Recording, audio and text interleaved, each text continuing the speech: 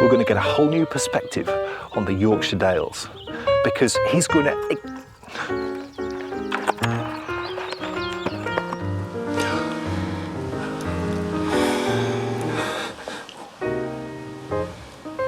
And actually bringing up maps, that... It must come every other Wednesday. It's the garden refuse again.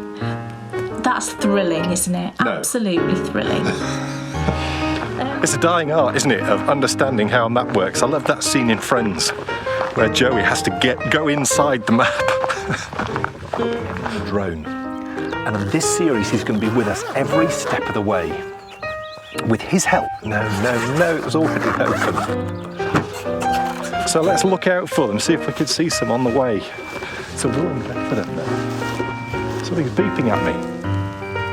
I better check what that is.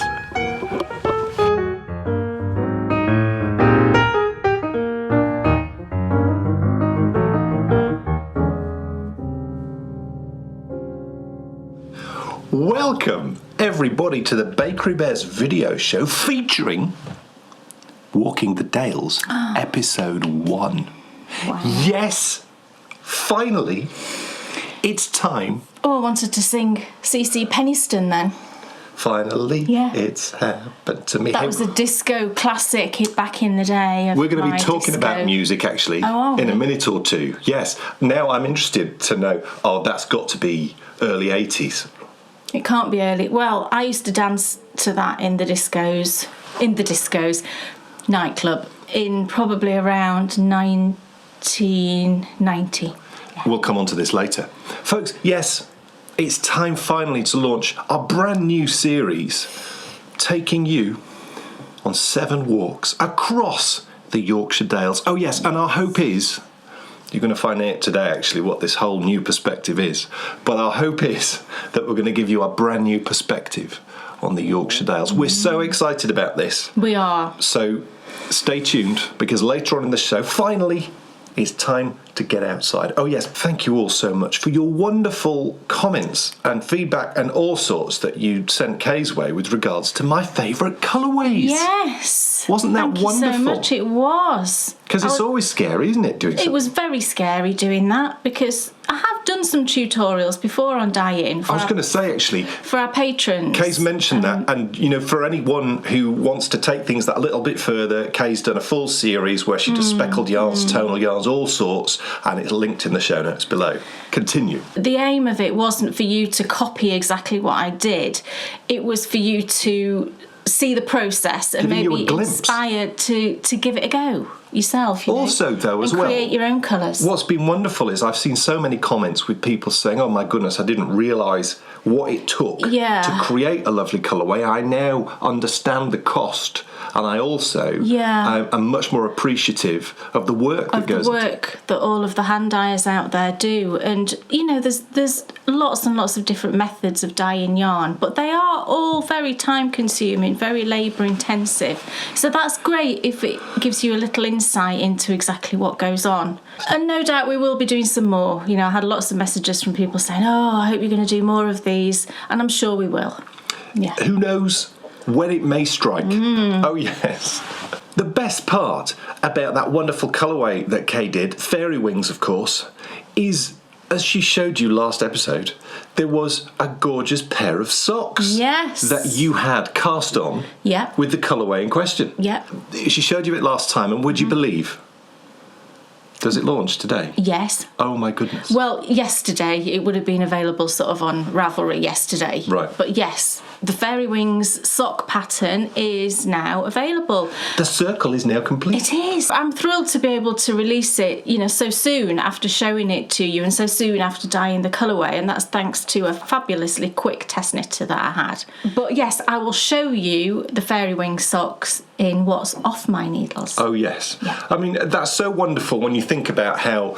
Because you, of course, do your design diary series where you talk an awful lot about inspiration and, the sort of how inspiration becomes design and then, right the way through to then it being released. Well, what a fast, and that happens sometimes, doesn't it? It does Inspiration happen. strikes. Yeah, absolutely. Really quick. And sometimes I like to do that. To you know, if like Dan says, if the inspiration is there and the enthusiasm, and I just really want to get it out there as quickly as possible. Yeah, and that's not usually feasible. No. But on this occasion, it all worked out brilliantly well. Now, we have spoken actually on our radio show, which is coming back in July. Yes. Oh yes. There'll be more about that as we get closer to the return of the Baker Bears radio show. But we spoke about in one of the episodes of the radio show it was technology. It was a technology episode, and we spoke about those speakers that you can get where you can say it's either Hey Siri or Hey Google or Hey or Alexa. There's loads of different ones actually now, because there's also one called Sonos as well. There's so many different brands. Well, that's tricky to say. Yeah, I know, but I don't know whether I don't think you say Sonos. I think that's just what the brand's called. Oh, right, okay. But they're those speakers which you attach to your internet connection, and then you can say what music you want and it plays it. Play me whatever. Yes. Well, we've taken to saying, play me something you think I would like. And it's quite fun because sometimes they get it right, sometimes they get it wrong. The cool thing about them is that you can tell them when they've got it wrong and they remember, so they don't play that song again. Now, we put it on the other day, and one of the songs that came up, you'd asked actually, and one of the songs that came up was Miss You Like Crazy by Natalie Cole. Yes. And do you remember that song? Yeah. Nat King Cole's daughter, of course. I'd forgotten the song, but I used to love it. I knew all the words straight away. I was singing it straight away, and I've not heard it for probably 20 years. I don't know. Well, it then sort of set me thinking, because our daughter Bryony was sat there with us listening to it as well, and she's 14. And I suddenly started to think, I wonder how old this song is. Well, it came out in 1989. Wow. Which means it's 31 years old. Amazing. And I wondered, when I was 14, what music came out 31 years earlier? Yeah. So that makes it 1958. Gosh. 1958 was the year that Rave On was in the charts. Do I know that one? I will do when I hear it. Yes. I'm not good with names and Okay, things. well, let's make it slightly easier.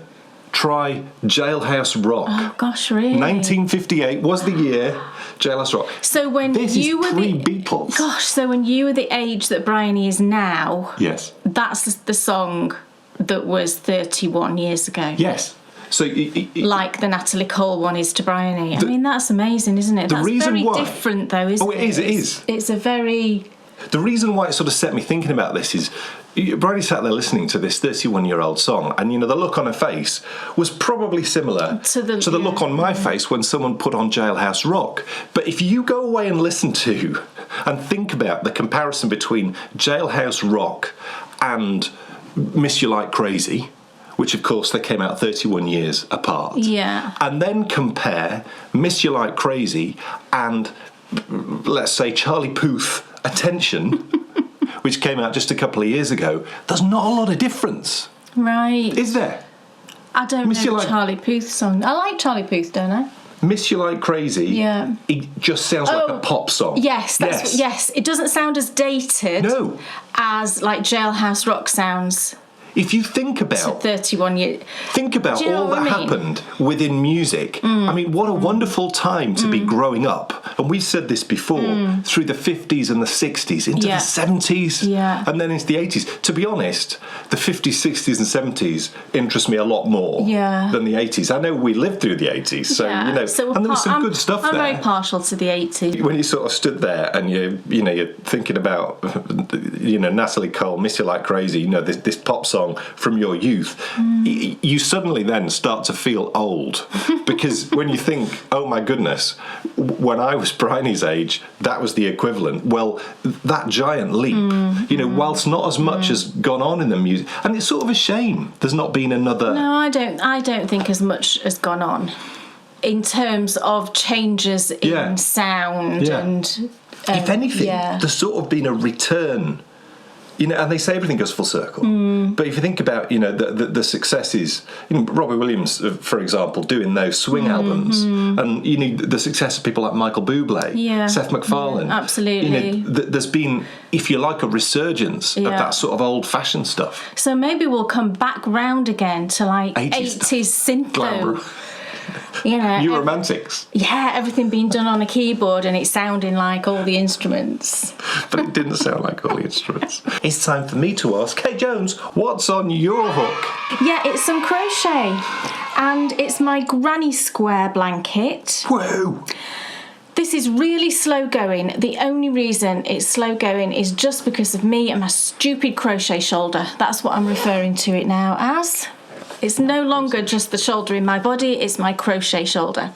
So I'm really having to take my time with it. But I have completed another row and I've added that row into the blanket. So here is where I'm up to now, and I've added a fourth row. So that row there that begins with that kind of burnt orange and goes across to that lovely pink. That's the row I've just added. So it's now 6 squares wide. I'll just hold it like this. I'm hoping you can see something in the screen. If I peek over, yes. You can sort of see what it's now looking like. So it's 6 squares wide and at the moment 4 squares deep. And it's just looking so lovely. I'm so pleased with it. What I'm using to crochet this blanket is a whole bunch of Sherry Iris minis. That's what I'm using for the squares. And then to join, I'm using Cascade Heritage in Luna Rock, that's I think then, which is just this lovely silvery grey. And this is still my first skein. So I've joined 24 squares. And I've still got, I would say that's about 40 grams left there. So, you know, I'm not going to use as much of this as I thought. I mean, I'm about half, I think I might do it 8 squares long, 8 or 9 deep. I'm just going to see how long it is when I've got 8. You know, it's either going to be 6 by 8 or 6 by 9. So let's say I do it 6 by 8, that's half of that, isn't it? And if I've got 40 grams left, I'm going to go into the second skein, but then I'm going to do a nice deep border as well with the grey. So it might be that I go into a third skein. I don't think I'll use more than 3. What would a border be? I'm not sure. The first thing I'm going to do for the border is do some more granny clusters. Right. So there'll be a bunch more of the sort of grey granny clusters, probably another 3 rounds maybe. And then I'll do some kind of final edging, I think. I quite like, I've done before on my other granny square blanket, I just did a little shell edging. I remember. It's nice. Yeah, and that's really nice. It's not too fussy, not too simple. It just finishes it off really nicely. So I might just do that. But I'll wait and see. I really love doing the border on crochet blankets in particular because it's just, you know, it's just so pleasant, I think, doing the border. You're just going round and round, aren't you? But yeah, it really, really finishes it off. I think particularly a crochet blanket, the border really finishes them off beautifully. And I think it's just going to look so lovely. So all of these minis are from Sherry Iris and they were all in her Wildflowers minis collections, all from last year. So this is one of them. So you got 5 20-gram minis. This one was December. So I've actually got, I just counted them this morning, I've got 23 minis left. These are all the ones I've got left. Aren't they lovely? So I've got 23 of those left, and you know I'm going to need at least 24, but I'm not worried because I've also got sort of partial skeins of Sherry's that I've knit socks with before, so it won't be a problem.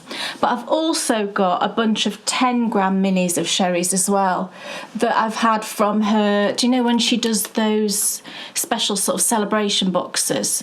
One of these is Christmas, I think, and I got one for Valentine's, I think it was, and spring. So I've got a bunch of 10-gram ones as well. My actual squares are about 11 grams, 11 to 12 grams.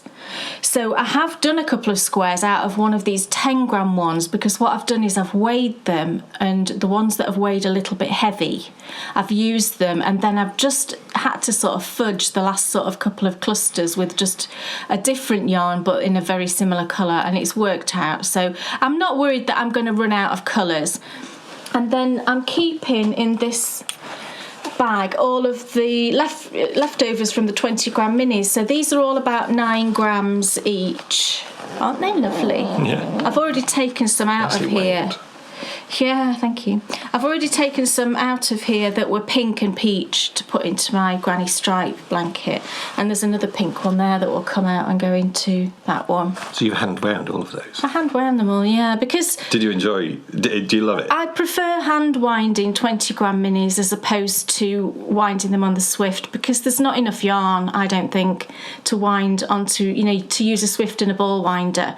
You end up with a sort of very loose, falling apart kind of little cake. Do you find, though, that the process of making a blanket, part of that process is doing that and seeing it in the bag? And so do you enjoy the process of hand winding them, or does it get on your nerves? I do. No, it doesn't get on my nerves. I find it's a nice break from crocheting them, because it looks like you thoroughly enjoy it. That looks like a load of care's been taken in. They're lovely, aren't they? Aren't they lovely, all those little balls of goodness? These will go into sort of scrappy projects, to more future granny stripe blankets maybe, or scrappy socks, or there's so many possibilities really. I'll show you one that is Bryony's current favourite. You see the yellow here? She loves that one. That's Bryony's favourite at the moment. It's gorgeous. Really bright and fun. So I'm using a 3mm hook. And whenever I'm doing any sort of fingering weight crochet, I like a 3mm hook. It just produces the best fabric for what I like it to look like. And it's one of the Clover ones. And it's just lovely. I can't complain at all about this hook. It's just perfect for me. I know that when I was talking about the weird hook that I did before, I think it was an Addy, wasn't it, that I really didn't like. A lot of people said it might be designed for people who hold their hooks like a pencil rather than underhand like that. And you're absolutely, you could be absolutely right. I don't hold my hook like a pencil. I can't get my head around it at all. I just can't do it. It just seems so weird to me. Do what's natural. Yeah, you do what's natural. I hold it like this, like I hold my knitting needle, I suppose. That's the thing. And I'm joining my squares. A couple of people asked me actually afterwards how I'm joining the squares, and I'm doing the join as you go method. And I have done a tutorial on this when I did my original granny square blanket, which is up there and behind Dan's head. Can just see it. I did do a tutorial on how I did that join as you go, so there is one available, but I have kind of just tweaked it a little bit to make the... It's hard to describe what I've done really, but can you see where they join there? I just tweaked it a little bit so that it looked a bit neater, but really nothing that drastically different. And I just love it. It's the neatest join for me of all of them. It's lovely and smooth on the back. There's no ridge at all on the back. And then it's just so neat on the front. So I've started on the next sort of row. I've only just started. I've literally got like this tiny start of a square. And I'm using this beautiful green and pink, very spring-like, isn't it? So I've just done that. And the way that I do my granny squares now, this is different to how I first did my granny squares, is that I actually turn after each round. And I just find that that produces the neatest possible square. It's very square. If you do a granny square, especially a larger one, when it's small, it's not so noticeable. But if you do a fairly large granny square and you don't turn, you'll find that it kind of skews. It's not completely square. But if you turn your work after each round, to me, it's just completely square, and this hasn't been blocked, and I think it just looks perfect. And I probably won't block it because I just don't think it needs it. So I will keep going on that in my slow fashion that I've been doing it, and it will be done at some point. No, it's not a race, but I do like to get things finished. I am a finisher, aren't I? I don't like... No, you're right. Sounds wrong. No, it doesn't at all. I don't like things lingering on the needles or the hooks for a long time. I just like to get things done. So that's why I tend to sort of lose a bit of patience if I'm getting close to the end of something and it's taking ages. But with this, couldn't be more different, you and me. No, I know. But in any case, I'm enjoying it. I'm enjoying it when I do it, and I've just got to not stress about the fact that it's taking me longer than I would like. Yeah. Yeah. Dan Jones? Yes. What's on your needles? Well, it's off, but it isn't. Because there's all the finishing bits to do. Because, yes, after 15 months... Is it really? 15 months? The main knitting of the Clairquot by Tin Can Knits is complete. It's here in this bag, and I shall remove it. Look at this. Da, da, Wow. da. It is just amazing. I mean, when it's all folded up, It's a lot of knitting. it really isn't is a lot of knitting. Is that still attached? It can't be still attached, honey. Why is that? Cut it off. There you go. Look. Stop it.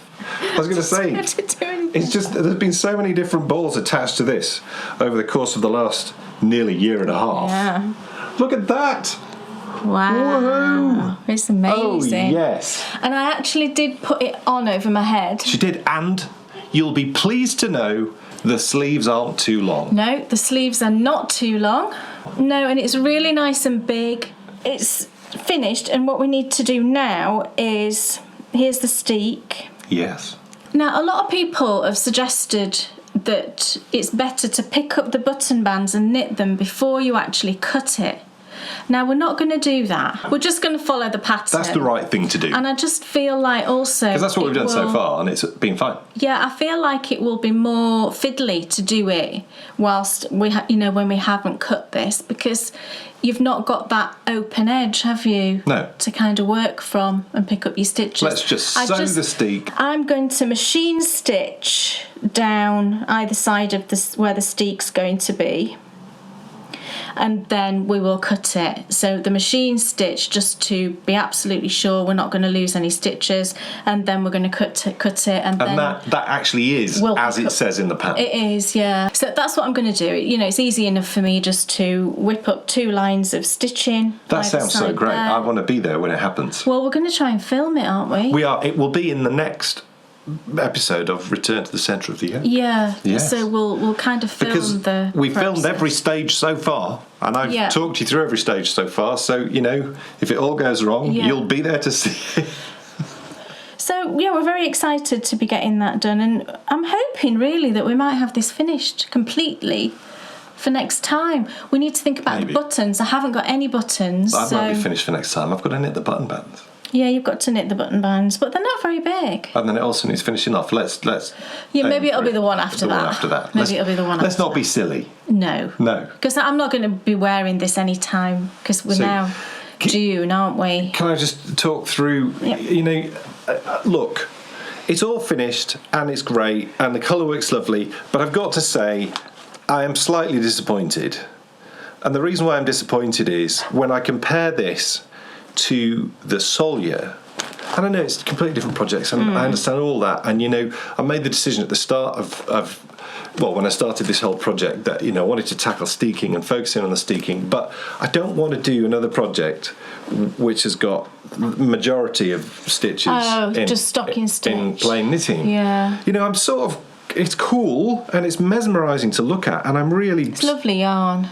It looks so nice. It also feels very evenly knit. I mean, oh yes, brilliant. And that's all great, and I'm really happy about all that. So I'm sort of glad. I'm glad I've done it, because I've never really done anything which had so much plain knitting in it before. And it wasn't boring, but I just think that I got through the Solya faster, and I've spoken about this at length in the Return to the Centre of the Yoke series. I think I got through the Solya faster because there was things in it that were engaging right the way through the job. And especially when you're working a repeat, I think when you're working a repeat, you tend to knit more on it, or certainly I do, because you think, I'll just get to this repeat, to the end of this repeat. Whereas when you're doing this, you knit a couple of rows, you're falling asleep, you put it down, you go to sleep. So it's harder to stay Yeah, engaged that with is the true. project. If you're looking for something, though, which is a sort of relaxing knit, up until the steek, of course, when it all gets rather exciting, definitely fits that. And the technique which, I've used on this section definitely works because Yeah, it's brilliant. it's really nice and flat, which is great. Yeah. So, done. Yarn. The yarn that Dan's knit that in is the Drops Charisma, that we obviously have said how much we love this before. So it's the Drops Charisma, and it's colour 77. It's just a lovely heathered colour. For yarn that's so reasonably priced, it's brilliantly heathered. It's not flat at all, that particular colour. And I think it's the ones that say mix underneath it. I don't know if that means that it's two natural shades that have been kind of put together and therefore you get that heathered look. It looks great. Yeah, it does look really great. So I would very much recommend that yarn. I think it's really good. And I've had no issues using with it. And No. Spit Splice is lovely. It has got a bit of tooth about it. What else is on your needles? Well, I've started something new. That's always exciting, isn't it? This was inspired by some yarn, actually, that I was given, ages ago. Lovely Kelly from Kelly Lay Yarns gave me this skein of yarn. It might be a year or two ago. And she said to me, try this. It's much softer than the mohair silk lace. Do you know, the floofy yarn that, lots of us use held double with other yarns. And she said that this is much softer. And she sent me this, and I've always intended using it, and I just never got around to it. And then I just suddenly was thinking about it recently, and I thought, I'm going to use that. So I've cast on something new with it. But the floofy yarn, it's actually called Floof, I think, in Kelly's shop. And this is the colour she sent me. It's like the prettiest teddy bear colour ever, isn't it? I can imagine a teddy bear being that colour. And you can see just how fluffy it is. And it's Suri alpaca and silk. Now, normally, I'm really funny with alpaca. I can't wear alpaca at all. It just prickles me and itches like crazy. But for some reason, this is just really soft. It's way softer than mohair. If you are very sensitive to mohair, then I would say that this is a great alternative, and it gets you that same kind of fluffy look. So I had this, and I thought I'm going to give Jules's pattern a go, the Snuggle Down Cowl. I know that's been very popular for her. And I had all of the yarn, so I thought, why not? Why not give it a go? And I actually had the pattern because I got the pattern a few weeks ago now it is, maybe a couple of months ago. So this is where I'm up to. So I love the yarn, that sort of teddy bear yarn. I think is just so nice. And I am using different coloured minis, but you can't really tell. And I think it's maybe because you can see a slight graduation, can't you, I think? I started off with 2 pink shades, which you can't really tell the difference, and I've just moved into a more purpley lilac shade. But it's going to be a very subtle sort of changing colour. So I'm using, for the actual fingering weight, so with this pattern you hold a fingering weight together with the fluffy yarn. I'm using 7 10-gram minis from Sherry again, and I picked out some minis from, I can't remember if this was the Valentine's one or the spring sort of celebration box or a mixture of 2. I'm on to the 3rd mini right now, and I've got another 4 to get through. So I went from sort of pink into lilac, then into blue, it'll be like that, and then into green, and then ending with a yellow, it'll be sort of that, like that. So I'm hoping when I get to these more different sort of colour changes, you'll be able to see a change in colour, but I'm not holding my breath. I think it's maybe a bit too subtle, but I think it'll be lovely. It's really soft. It's really super soft. It'd be so nice to have around your neck. And I think it would definitely be a quick knit. I'm only knitting this really for maybe half an hour or so in the evening each night, and I've got that far in a few days. So that's pretty good going, isn't it? It's got just a rolled hem.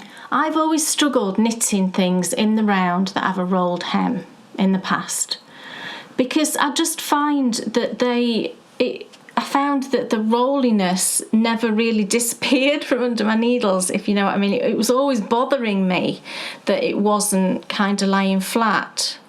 But this, I think because the yarn's thicker, I've only ever done fingering weight before, I think. So because the yarn's thicker and because you're putting this little stitch pattern in it, I think that's what's maybe stopping that roll going any further.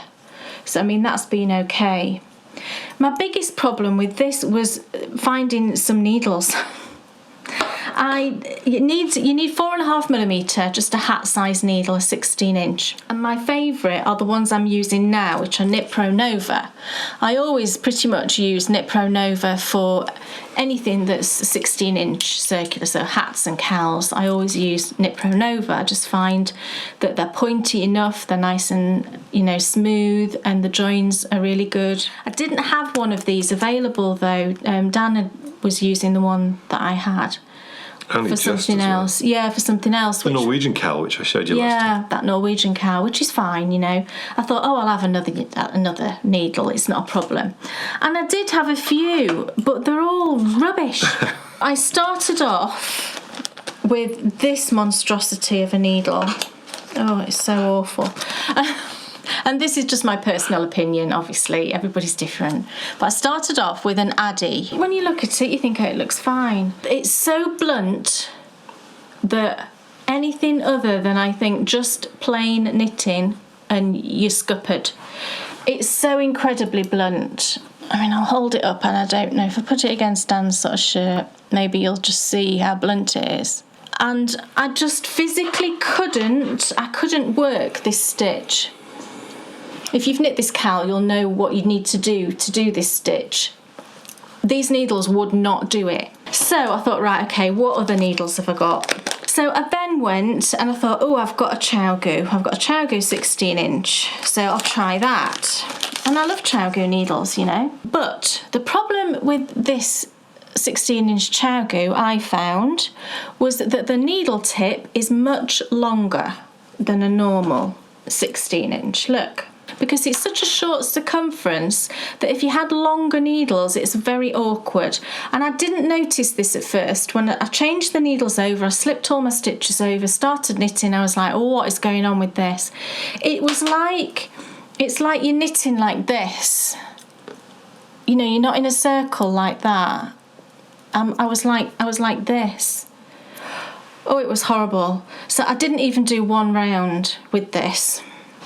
Just didn't even do one round. I mean, you can't believe the difference in the length. I mean, let me just line up. Actually, that's the difference. I was being a bit unfair there because the metal bit of this goes up to there. But you can see it's probably about maybe going on for an inch difference. And when you're working in a short circumference like that, that just makes such a big difference. So that one went by the wayside. And I thought, right, okay, I'll just go onto a wooden Knit Pro Symphony. So I put it onto the Knit Pro Symphony, and this was okay. It's nice and pointy, so doing that stitch was fine. But my yarn kept catching here for some reason. I don't know if I've just got a dodgy needle here, but I was having to sort of push it over like this constantly. It just wasn't sliding. This project's been a joy. I was so fed up at that point because I was still waiting for the Knit Pro Nova needle to come. So I did get it within a few days and I transferred it over onto the Knit Pro Nova. Oh, that rhymed. Oh, yeah. And it's way better. It's way better. I can do that stitch now and it's fine. So all of that needle trauma did make it quite a kind of, I was like this, and that's not the project itself, it was just the frustration in not having the right tool. Yeah. And isn't that, for me, the knitting needle is just as important as the yarn that I'm knitting the project with. If you're not comfortable with the needle, it can just be a disaster, can't it? Yeah. So I'm working my way through. Shouldn't take me too long, I don't think, to do this, but I am just, doing a little bit every night. And I think you can see a sort of gradual change in colour, can't you? And it'll be a lovely sort of neutral colour for around your neck, so. Well, look, my love affair with socks is going from strength to strength. I get so much enjoyment out of, I think it's when you go from, I've obviously got two big projects on the needles, two big jumpers, and going from that huge sort of project completely engulfing you in yarn, which is nice. So this is just great, especially when it's been warm, which it has. So I just wonder if the warmth has also pushed me more towards the smaller sort of projects which, don't make you overheat when you're knitting. But in saying all of that, as I've waxed lyrical about a number of times now, just finding the right pattern is the same with anything, isn't it? We all learn in different ways, we all work in different ways, we enjoy different things, and half the battle, I wonder how many people give up on a skill because they haven't found the right thing that will engage them in that. And there is always, I would agree. Because, there's been many patterns. No, not many. There's been a few patterns that I've knit over the years, which if that had been my first experience of knitting, I wouldn't have done it again. If I'd just knit a cardigan first off, I probably wouldn't have carried on knitting. No, I'm knitting the Nutkin socks, and I've turned the heel, and I'm off now down the foot. And You've got one already, haven't you? Yes, it's here. Would you like to position it on a... And I love this lace. I do love knitting lace. It's just such great fun. My brain still can't quite work out how it ends up being the way it is. I can... What do you mean? Well, like with cabling now, and also with colour work, I can read my knitting. So I understand what's going on and why there's certain stitches are in those places to then create the effect that then appears. With the lace, I still can't quite work it out. I think it's because of the yarn overs, because my brain doesn't accept the yarn over as a stitch. Oh, right. Okay. And it is, of course. Yeah. As soon as you go around again, it's a stitch. it is a stitch. Yeah. And I think that's the reason why I struggle. But I haven't messed up. I haven't messed up at all. Because you would think, wouldn't you, that if I couldn't read my knitting, that perhaps I'd get confused at certain points. Well, I haven't, because I'm so engaged in the process. I've very, very kindly painted my nails exactly the same colour, which is... Now, you think we're joking, but we're not. No, I haven't done it deliberately. I know. And this will open up better when it's being blocked. Right. But yeah, you have these lovely lace panels running down either side with then some rib sort of in between, and then there's a little bit more of the rib here at the back.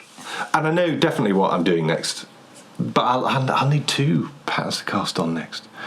What do you mean, two socks? Yeah, because I'm going to finish both. I'm going to finish the Whispers and the Walls fairly soon, and I'll also finish these fairly soon. I'm definitely going to do... The Village Fate? Yes. I'm definitely doing... I'm definitely doing the Village Fate socks, and I think I'll do the Fairy Wings. I don't know. The Fairy Wings, that's not... Do you think that would work for me, the Fairy Wings, or... It is a repeat, but it's a longer repeat. It's not like a textured... No, it's not textured, no. So it should work for me. Yeah, I think so. I think, though, that might be the answer. Definitely there, the Village Fate, because that fits exactly with, the way I sort of enjoy knitting socks at the moment. So, loving it, Nutkin socks, and, hopefully I'll have them finished quite soon. Yes, the last thing I've got that I've been working on this time is my shawl. This is the Cowboys and Angels shawl by... George Michael.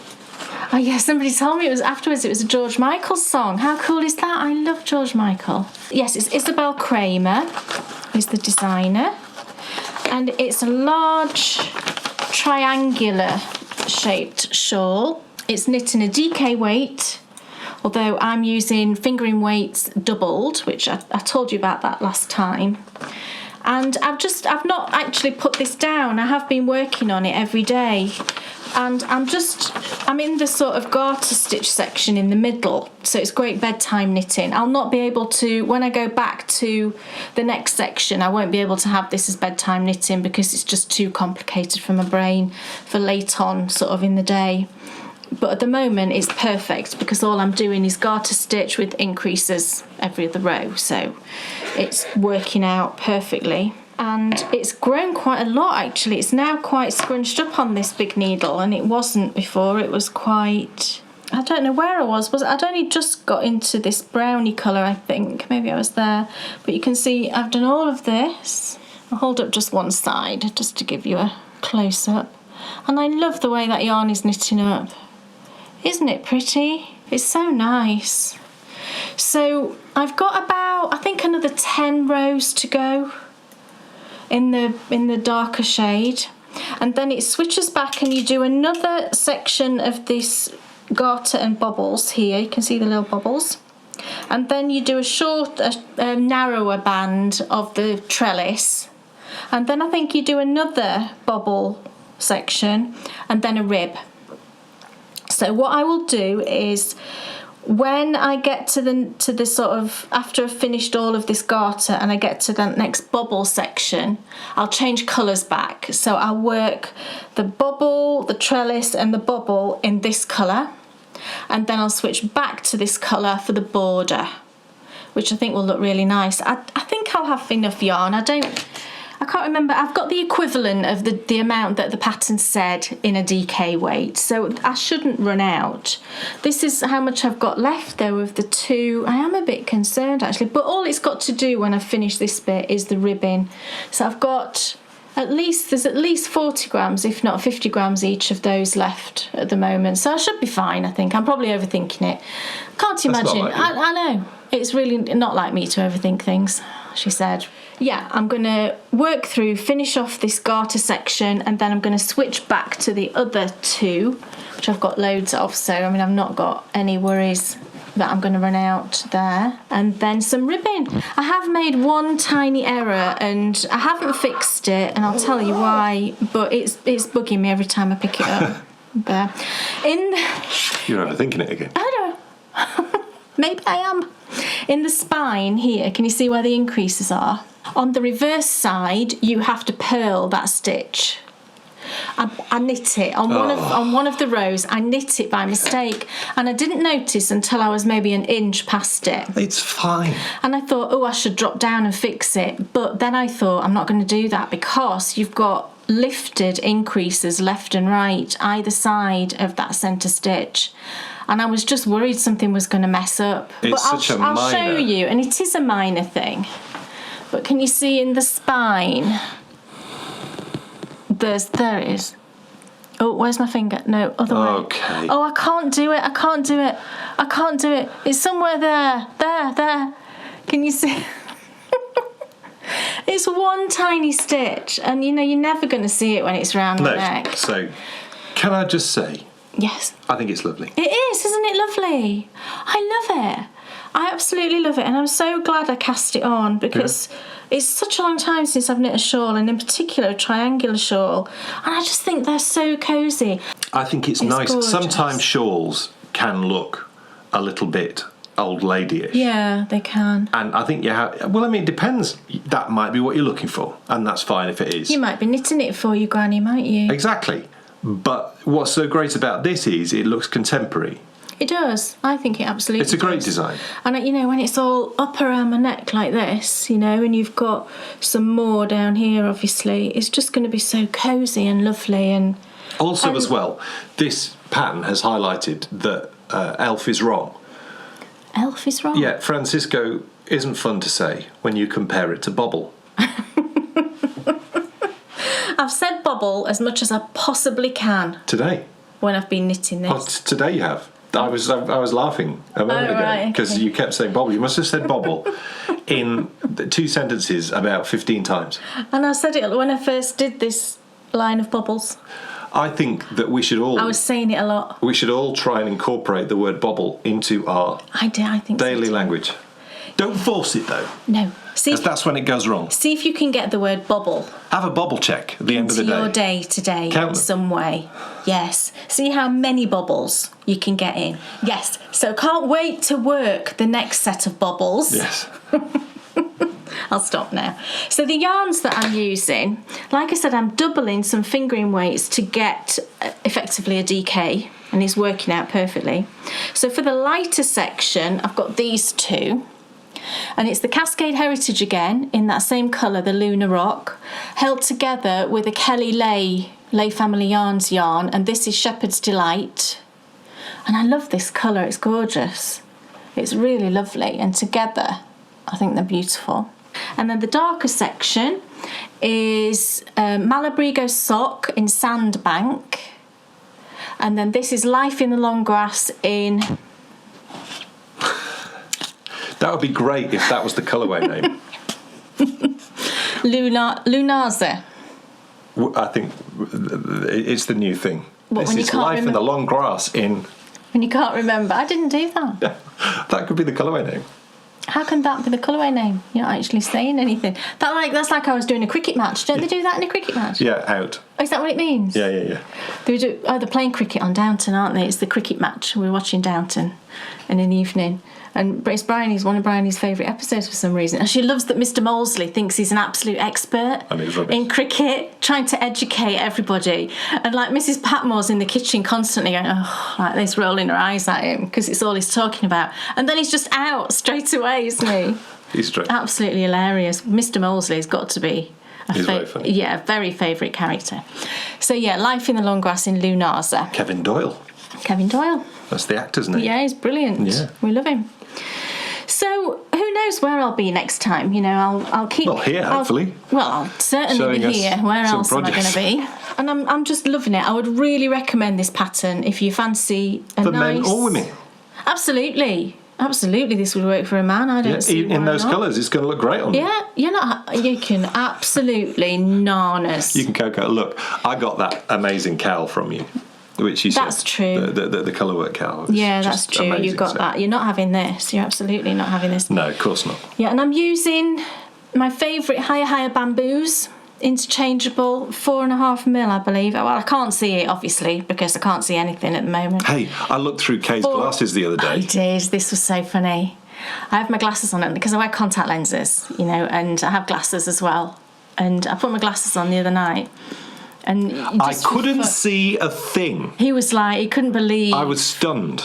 He couldn't believe how It was bad like it was. looking through the bottom of old-fashioned milk bottles.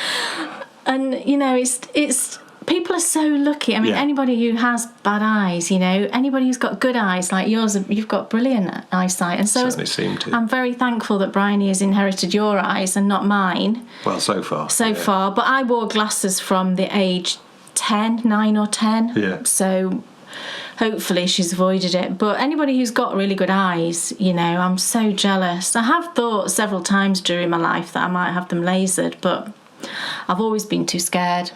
You are who you are at the end of the day. I'm so used to wearing contact lenses now. I've worn lenses since I was 16, and you know I have glasses as well. Glasses also really suit you. Yeah, I do like wearing glasses. I need some new glasses. I need some new lenses.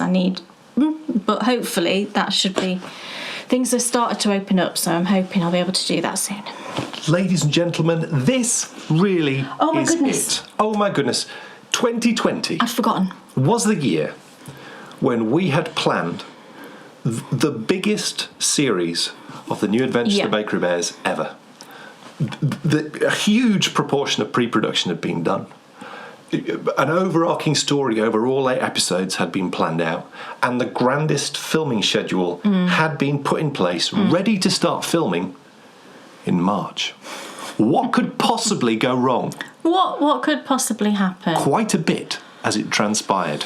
So we were left with a dilemma. Do we rush out the biggest series of New Adventures ever and cut corners and essentially spoil an awful lot of the work which we'd already done? Or do we do something completely different? And how hard is that sometimes? Oh, it's very hard. To come, you know, there's a blank sheet. Do something different. Put it on there and let's go. And then Kay had an idea. And I ran with it a bit. And over the last 3 months, it's become something a little bit special. We think so. And Yeah. this is it.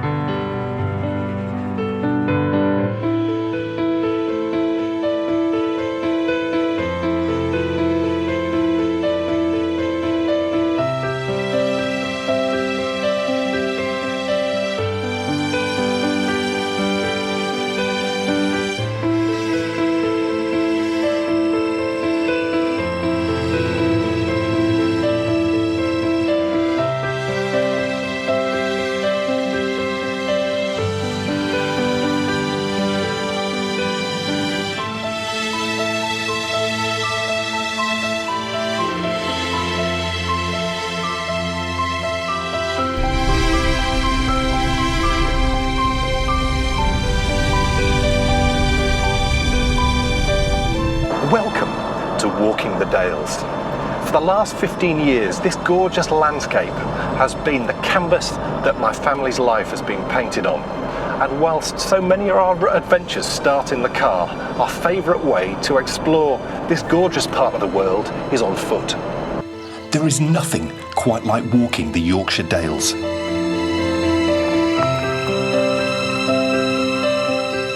From its rolling hills to its beautiful forests and picturesque villages. In this series, you're going to join us on 7 wonderful walks. Some we know well, but others are brand new to us. Along the way, we'll take in some breathtaking views, and using my famous map reading skills, we might just learn a thing or two. But where are we going today?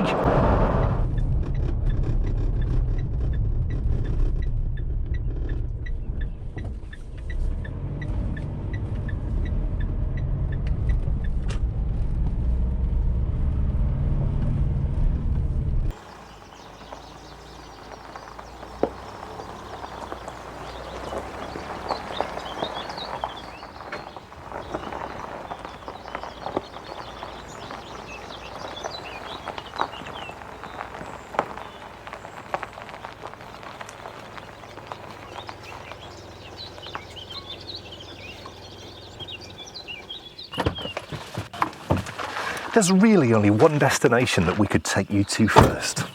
When we first arrived in this region about 15 years ago, one weekend I got out my map and I was having a look to see if I could spot anywhere interesting. And I spotted this big forest full of wonderful paths.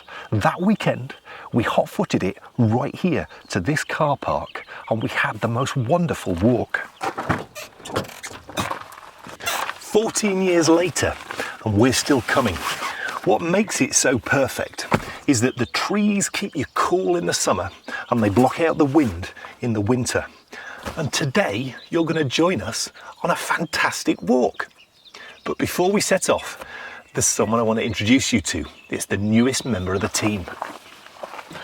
This is Kevin the drone. He's going to be with us every step of the way in this series, and he's going to give us a whole new perspective on the Yorkshire Dales, because with his help, we get to enjoy shots like this.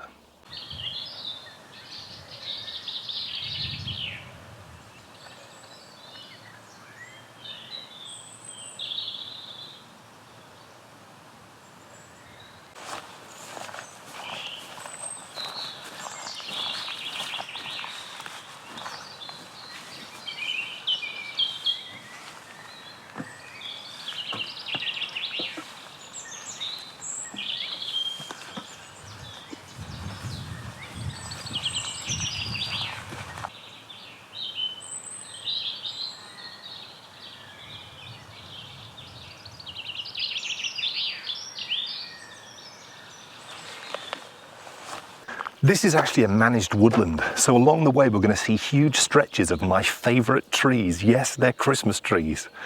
And we're also going to see, hopefully, some amazing wildlife, because in here I've seen just the most gorgeous things before, from massive birds, loads of deer, all sorts of great stuff. It sort of reminds me of the forest moon of Endor. And there's one part actually in it where you can just imagine the Millennium Falcon coming in and landing and actually knocking down some of the trees. It's just one of the areas where they've done a little bit of harvesting. But also in here, there is evidence which we've never found before of Neolithic man. There's a spot where there was supposedly a henge, just like Stonehenge, and also there's some cup and ring marks. It's rock art that normally used to appear near henges. So I think we should head in on our amazing walk in the Dales and see if we can find it. Let's go.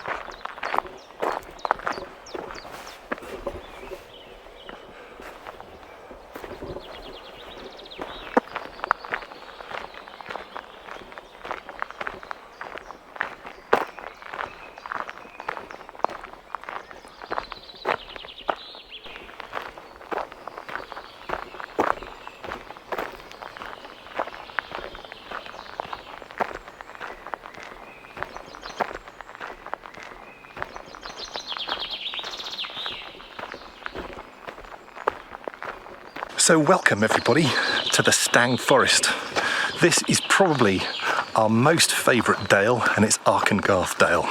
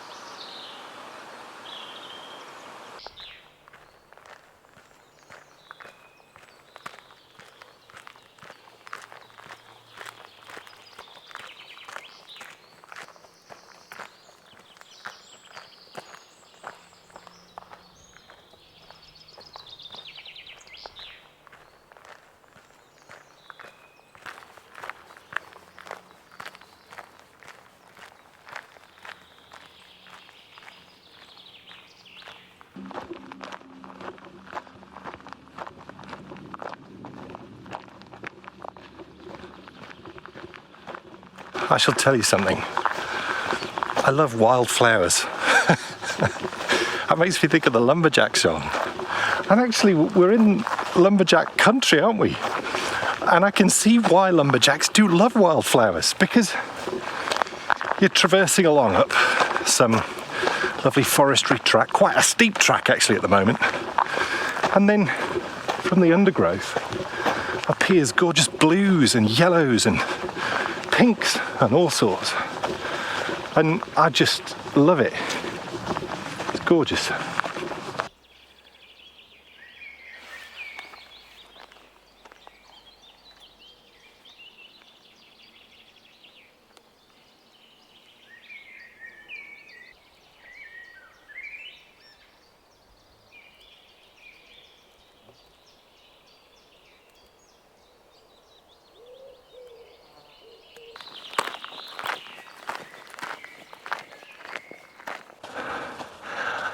Wow, that's a steeper hill than it looks. But this is it. This is the spot which totally makes me think of the Millennium Falcon landing on the forest moon of Endor and clearing off trees as it lands. It's just the most evocative 1980s movie spot I think ever, because also it's got a real Goonies vibe going on as well.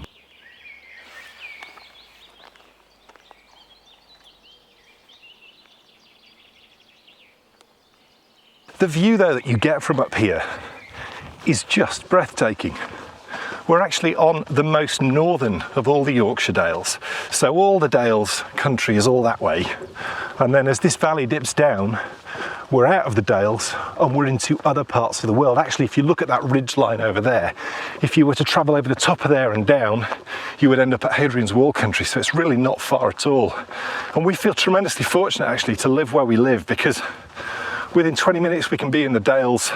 It takes a little bit longer to get to Hadrian's Wall, but it's just the perfect spot. And the one thing about the Yorkshire Dales is, we're going to find out later on in the series, the further in that you get, the sort of wilder it becomes, the smaller the roads become, the longer it takes to get there, and the harder it is to get there. And that's probably one of the reasons why we've not explored as much of it as we perhaps should have done. But this series is going to change that.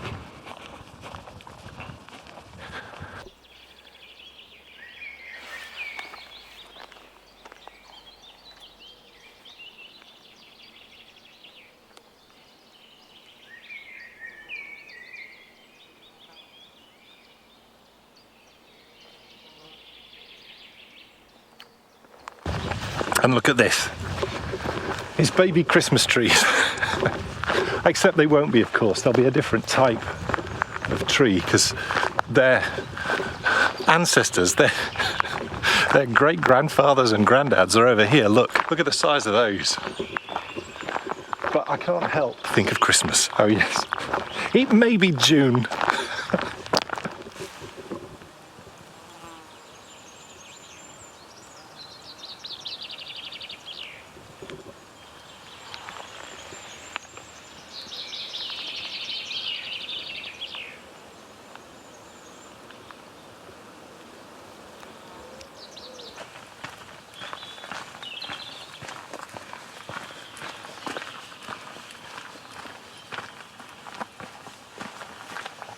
Now, I'm looking for a landmark which I've seen so many times on maps, and I don't want to miss it.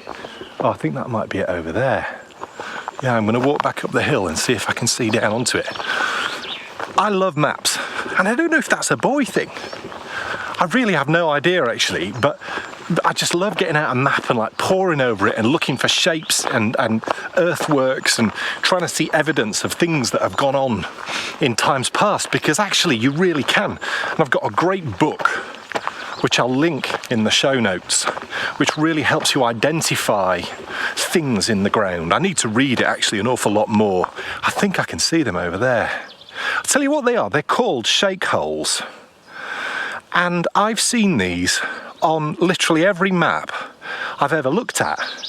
There's always shake holes marked, and I've never known what they are. Should we see if we can take a closer look? It might be difficult to see them from the air, but I'll see if we can get a look directly over the top of them.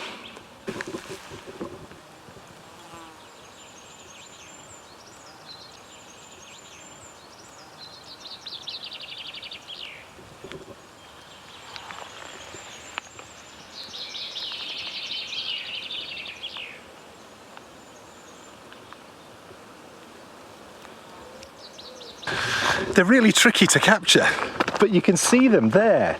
You can see them there on the horizon, just below that tree line. And it's fascinating, you know, certainly from someone who's spent a lot of their years looking at maps and seeing these holes marked, understanding now that there's evidence of the generations of mining that went on in this area. It's fascinating stuff.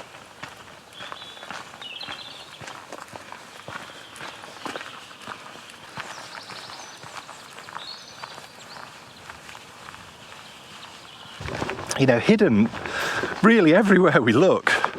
I always remember on Time Team, they always used to say it's the lumps and bumps. You look out for those lumps and bumps, and they've normally got a story to tell, and those most definitely do. But yeah, maps, is it just me? I really don't know. But it's now progressed, hasn't it, on from the old paper map, because the challenge you used to find if you're out on a walk like today with a paper map is you had to be quite clever to fully understand exactly where you were on the map. But now, of course, I've just got this wonderful app called OS Maps, and it just gives you access to the whole country. And so, you know, anywhere that you want to go, you can look in really close and plan routes. And it wasn't expensive at all, actually. I think for a year it was £25, and I've used it just a huge amount.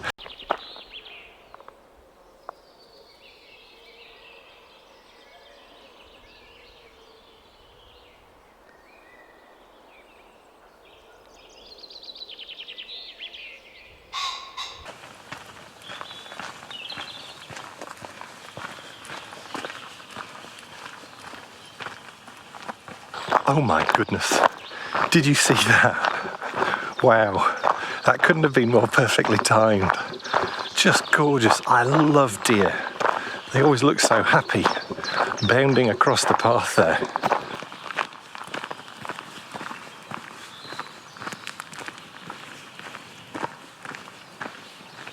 It's one last push actually, folks, and we're going to get to the point where this landscape changes quite dramatically as we come out of the Stang Forest and onto an area which we're actually going to be exploring in a later episode of Walking the Dales called Barningham Moor, because it's on the top of Barningham Moor. But look at that, wow.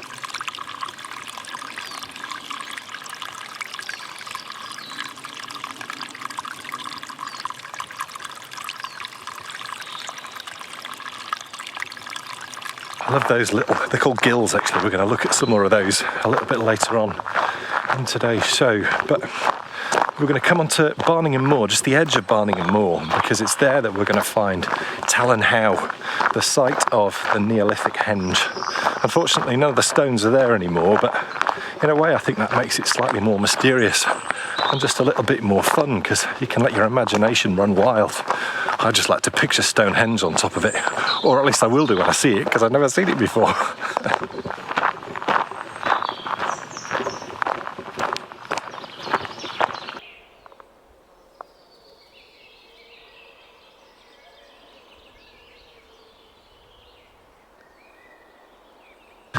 One of the things we really wanted to do with this series, and I really hope that we've achieved it, is I wanted to make you feel like you were along with me on this pretty perfect day on the most idyllic walk in the Dales. And that's the reason why we've left quite a bit of space so you can really take in the views, listen to the birds. I wish my mum was with me because she'd be able to identify them, because I've heard the most amazing array of birds today, I tell you. There was a cuckoo when I arrived who was just going crazy.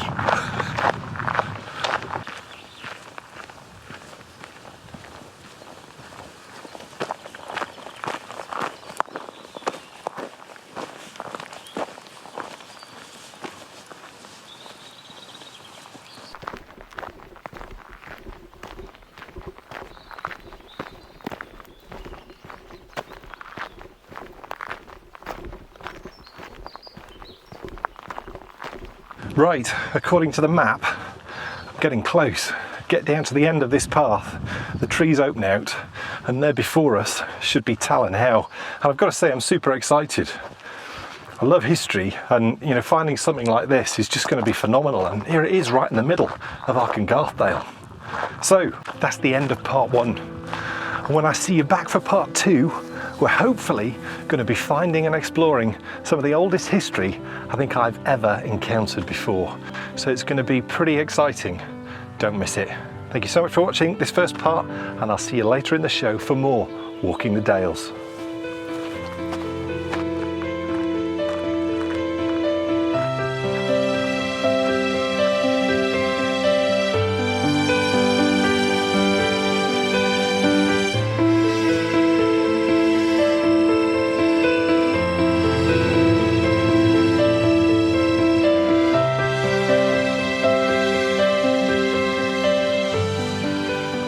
Well, I've got to say, I've never been as nervous about a whole process as this. And I think it's because when you're bringing forth someone else's idea, and also when that idea then has become so fully formed in your mind, you know exactly what you want to do. Yeah. And also, you know, first time filming properly with Kevin, and it just all felt great. Now, I hope so much that you've enjoyed it, because I've never been part of anything which I felt so good about as this. I just love it. This is I feel like everything we've done, all the outside stuff that we've done over the years has been building to this point. Yeah, and it's amazing, you know, having the drone, the difference that makes. And it was a big decision, actually, because it's a big purchase. And we've had people say to us over the years, you know, you should get a drone. And what we didn't want to do, we didn't want to get a drone just for the sake of getting a drone. Yeah. Everything that we've ever done, there's always a reason for it. There's always, you know, this series is only possible because of that drone. Yes. Because it wouldn't be the same. What we wanted. No. Without it. It really just gives a feeling of the landscape and where you sit in the landscape. Yes. And you just can't get that feeling when you're just down on the ground. No. You know, unless you're actually there. And to be honest, even when you're there, you still don't feel the bigness of the landscape. And those trees are big. Yeah, they're really big. You know, the Sitka spruces, aren't they? And they are incredibly tall. And, you know, as Dan said, that's a managed woodland. So you do get areas that are completely stripped, you know, where they've cleared them. You know, and seeing the deer, just amazing. I mean, absolutely amazing. And yeah, I've seen deer before. Right on cue.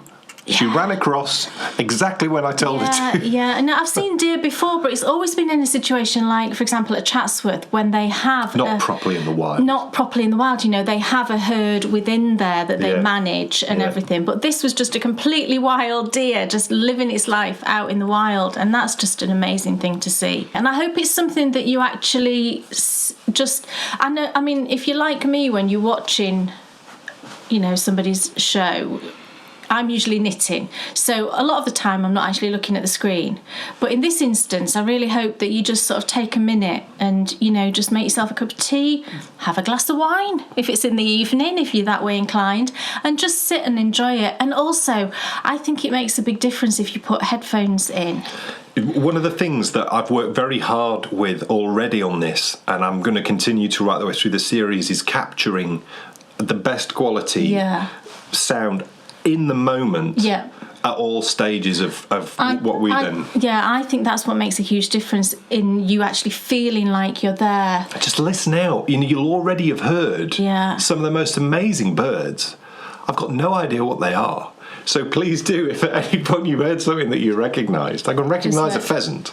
But, if you... pheasant and a cuckoo, we heard, and a woodpecker, I think. Yeah. But, a lot of the other birds we don't know, do we? Not a clue. And then at one point, a bee across, and you hear the bee, quite a few really loudly. There's quite a few. And it just creates such a wonderful atmosphere. But if you've got headphones, and you've got the ability to do that, then just put your headphones in. Hopefully and honestly, it'll be very immersive. It makes a real difference. And we haven't even got to Talon How yet. And let me tell you, I'd never been there before. We're going to, as soon as we come back for part 2, we're going to start going off the areas that we've walked before and into I haven't been a whole new area.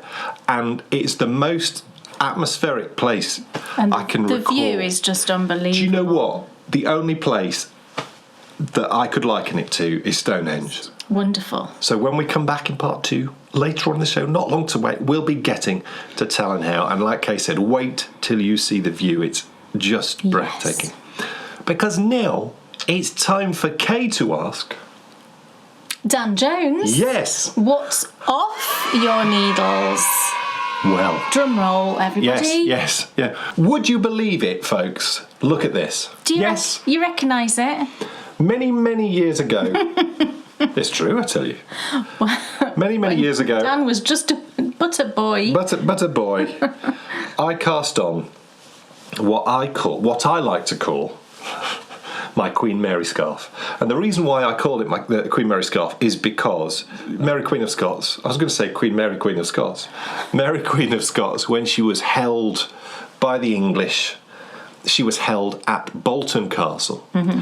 And we had been to visit Bolton Castle, and we'd walked through their rose garden. Yep. And supposedly she used to really enjoy walking through their rose garden. And the flowers were pink and the leaves were green. Yeah. You came home and dyed me up some yarn. Yeah. And I cast on this pattern, which is the Piano No. 1 pattern. And I intended it to be a scarf. Yeah. And I've been knitting it since about 2017. Yeah. It's double knitting. It is double knitting. And you might think, looking at this, oh, he just stopped and finished it off. Oh, no. I had some knitting to do. I had to, get through to the end of the repeat I was on. I think I did 3 repeats. Right.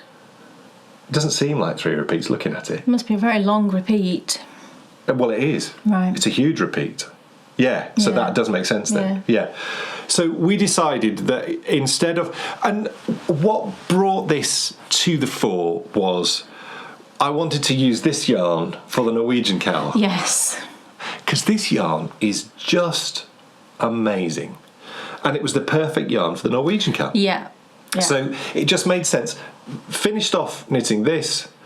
Kay then... You had 2 full skein. You had a skein each still untouched that you're using now for the cowl.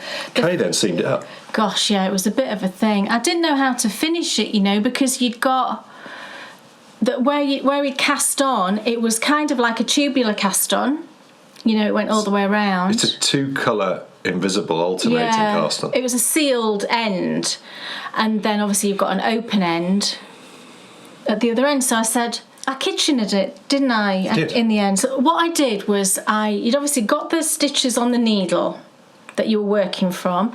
So I picked up stitches from the cast on edge on both sides, and then I kitchener stitched it. Yeah, I think it's great. I feel a bit like I'm in Star Trek. Yeah, it is a bit like that, isn't it? It's certainly a statement. We haven't blocked it, so I think if we block it, it will lie a bit flatter, you know, and I think it's just a lovely... Goes with this shirt. It does, yeah, I mean, it's great. So yeah, I just kitchened it, and it was a devil. It was highly unpleasant, and it's far from perfect. You know, the join on one side, you can kind of see the pearl bumps because it's double knitting. You know, you've got pearl bump. Oh, that's a weird view. There you go. You can see it's just pearl bumps on that side. It doesn't look bad. And then the other side, it doesn't. Looks great. Well, it could be better, but it could be a lot worse. So there you go. And I'm really And pleased. it's at the back of your neck anyway, isn't it? I mean, So- I'm really pleased to have sort of freed up the bag and finished off the project. It's a beautiful piece of knitting. I don't feel... It really is. That's really sweet of you to say. It's just gorgeous. It's just, isn't it just a fantastic thing to look at? I think I don't know what which you've I done prefer, there is, actually, which I think side you've successfully summed up what double knitting is. Makes your eyes go a bit funny, doesn't it? It's a fantastic thing to look at. Yeah. I personally haven't yet seen double knitting as an out-and-out project as something which to me feels very wearable. It's more of something which should be on the wall. Absolutely. It's a beautiful, beautiful technique. I know there's some projects out there which have it in at certain points on Yeah. seams, and that perhaps might be a way of using it. I think it's because you can only really look at one side at a time, can't you? You know, Yeah. when it's a scarf, you can obviously have both sides showing, you know, when it's round your neck, Yeah. and that's great. But when it's a hat, for example, you can only see that side, and yes, you can turn it the other way and effectively have what looks like two hats. Yeah. But no one would know that is what you've done. I mean, what double knitting to me has been is a stepping stone to get to where I've ended up, and that is I love doing colour work, yeah. and I love knitting garments. Yeah. And when you put those two things together, I'm Mr. Happy. The skills I've learnt from this have definitely been useful and transferable for me, specifically with the top of that Claire quat, with that, you know, 1 by 1. You know, massive transferable skills with regards to tensioning, you know, your yarn, keeping everything, you know, looking really good. Do I see myself doing more colour? More double knitting? Do I see myself doing more double knitting? I don't. No. And I don't because I would rather invest the time in knitting another amazing garment. Yeah, It's just I don't know there's no point to it. That's what I mean, yeah. It's like... There's absolute point to creating a beautiful piece of knitting that's like art. But I'm more interested in creating something which is really wearable, and, you know, that takes so much time and effort. I can invest that same time in a garment or anything and get it on and done and finished in the same time. I would love a blanket. I think a double knitted blanket would be amazing. You'd have a lot of stitches on it. I know, that's the problem. It just takes so long, isn't it? Wouldn't it? Because imagine this you're in knitting blanket twice form. as much, aren't you, effectively? Is that right? You're knitting... Yeah. So It is. Because you've got two rows Both on the sides. needle. Yeah, you're knitting both sides That would take on years. the same row. It probably would, but it would be fantastic. And you know, it is very time consuming, and I just wonder if that's why it's more niche, sort of. Yeah. You know, like I say, I'm so unbelievably glad that I've done this because I am too. It's got me to where I absolutely I love am now. looking at it. I think it's a fantastic thing. Had I not done that, I wouldn't have found my niche. And my niche is garments and, you know, colour work or textured. So I'm, you know, intensely grateful for doing It's this. so beautifully knit. But I'm very glad. I mean, to look how gorgeous that is. Thank you very much. It's just beautiful. And I just love looking at it. I think it's gorgeous. Yeah. Yeah. I think it's time that we got to see Yes. your absolutely gorgeous socks. Oh, well, thank you very And much. seeing them again. Thank you very much. Oh. Jailhouse Rock, baby. Yeah, I know. It's 1958 again. I know. Oh, it'd be nice, wouldn't it? Well, yeah. I'd just love to go back just for a little bit and wear No, I'll just go back and stay. wear the dresses and listen to the music. With the floofy business underneath. Yeah. Amazing. And well-dressed dudes with ties, and yeah. that's definitely my bag. People dressed so much better, didn't they, back then? Don't you think?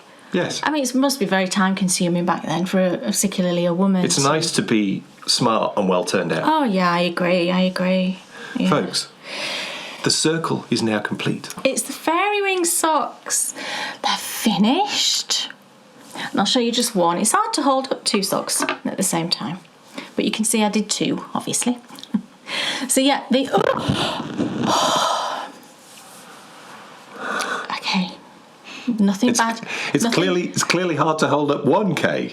Yeah. I can't even hold up one. I'm going to move my drink over there because that was almost a disaster. Don't want to spill your vodka. Okay. Oh, honestly. Do you know, I've not drunk vodka in... You've not runk vodka? I've not drunk vodka since yesterday, no. Since this morning? Gosh, no. I used to... You know, when I did drink, vodka was a drink that I used to really enjoy, and when would the last time I drunk vodka be? So here we go. Here's my lovely Fairy Wings sock. And I just loved the yarn. Listen to me tooting my own horn. Soon to be my lovely Fairy Wings. I am definitely knitting that pattern. Yeah, it's really nice. And this lace pattern is so pretty. And I just thought it looked like little fluttery fairy wings. Exactly like that. Yeah. I love it. So I used it's the same on the other side. I used the stitch pattern to create these panels that run down the sock. It's very pleasant to knit. It's got a lovely rhythm to it. And it really, I knit these very quick, you know, Clearly. for me, yeah, clearly. And I think I always knit the second sock way quicker than the first. I've noticed that about myself, and I think it's just because it's my kind of wanting to get things finished thing. You know, when I'm knitting the first sock, it's just the first sock, and I'm loving it and going along. And then it's the second sock, and I'm like, yep, I know what it looks like now. I need to get the second one done. And I just plough through it. And I knit the second one, I think, in about 3 days. I tend to knit I can knit this much in 1 day, and then I can be through to here in another, and then down to the toe in another. So, you know, I think that's just great that I know that I can get through another sock in 3 days if I need to. So this is my own hand dyed, it's the Fairy Wings, which I've got a skein of. So this is it in the skein. Oh my goodness, it's so pretty. And this is a skein that someone out there will win at some point. I do have plans for our next knit along, and I've got to finish something off first. I'm not going to say any more about that, but I definitely know what we're going to do for our next knit along, and I know you're going to love it. And I'm just waiting for, you know, things seem to be kind of looking brighter generally, I think, across the world, fingers crossed, in terms of the virus. So I'm hoping by the time I've got everything in place for the thing that I need to have in place, then we'll be in a position where I'll be happy to start posting prizes. It'll be petrified. It's going to take 15 years to arrive. So I've got this skein, and I've got some other skeins of my own hand dyed that I'm going to use for the prizes for that knit along when we get to that point. So yeah, that's the yarn, and it's the Fairy Wings, and it just knits up just so lovely. And I added in this contrast heel. I thought it would look fun with a speckled heel, and this is Fine Fish Yarns in Fairy Cakes. So I thought Fairy Cakes, Fairy Wings, perfect. I like it when that happens. It just seems very natural to me to have the name of a yarn tying in with the actual pattern. So this pattern is now available for you to purchase on both Ravelry and Lovecrafts if you would like to. And I hope you really enjoy it. I like I say, I loved it. It's perfect for if you're wondering what sort of yarn you can use. Tonal obviously works lovely. This is more of a variegated tonal, I would say. Or just some, you know, I think this yarn itself would look perfect. You know, something lightly speckled will be really pretty. I'd love to see it in a pale pink. I'd love to see it in like a minty green. I think that would be gorgeous. Lots of different options, and I'm sure you'll have something in your stash that would work for it. So it's top down, heel flap, square heel turn. gusset decreases, and then it's got my umbrella toe, which I know is a favourite with a lot of you out there. Wonderful. So yeah, there we go, that's my fairy wings. Folks, it's time for us to get back to our lovely walk in the Dales. Yes.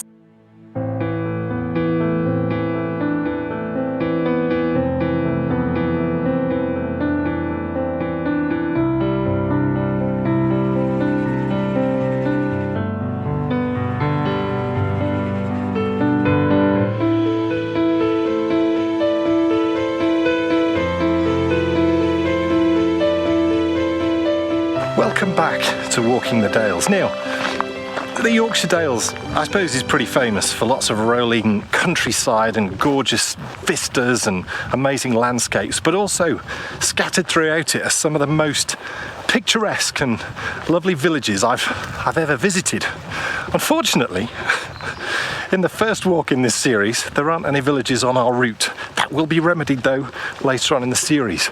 But there is a little village. You can see one of the houses just over the horizon.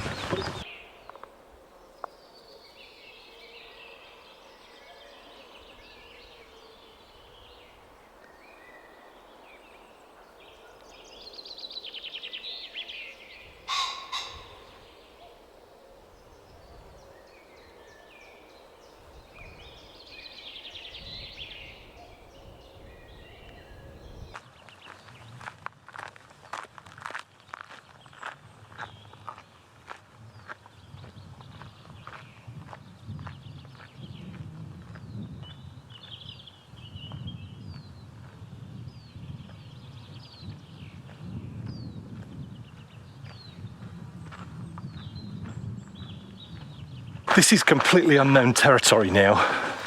All the sort of walking and running I've ever done in this area is back there. I'm now into definite Ordnance Survey map or Ordnance Survey app.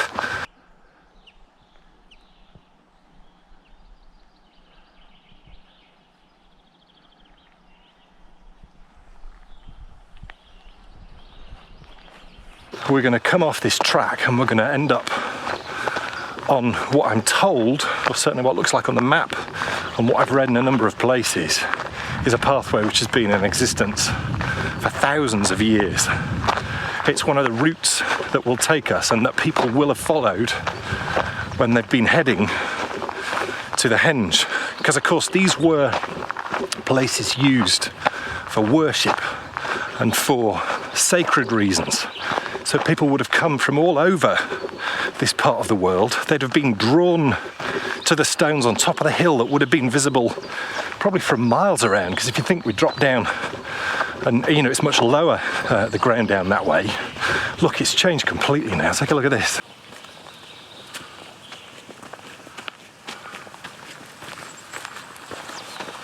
I can see on the horizon there the trees are starting to break, and that should open out then with a straight look up to How Talon.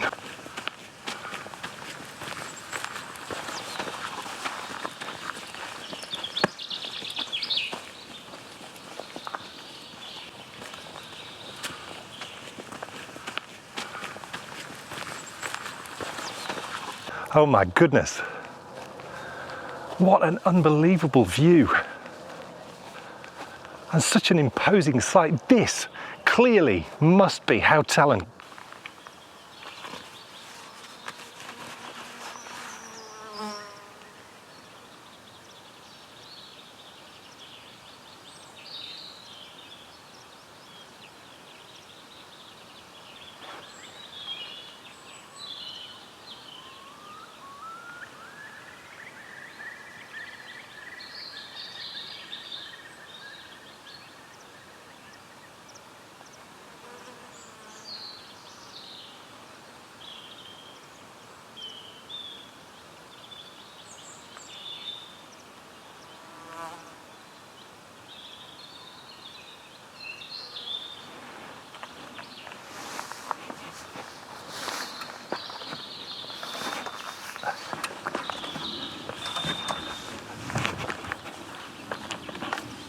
Just look at that.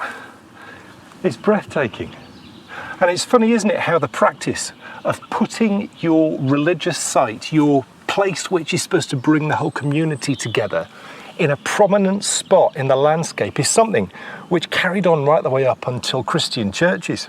There's so many towns and cities across England. Lincoln, for example. Lincoln, that surrounding area is very flat, but when they built the cathedral, they built it on the one high point, so everyone could see it and everyone knew where to go every Sunday to go and worship.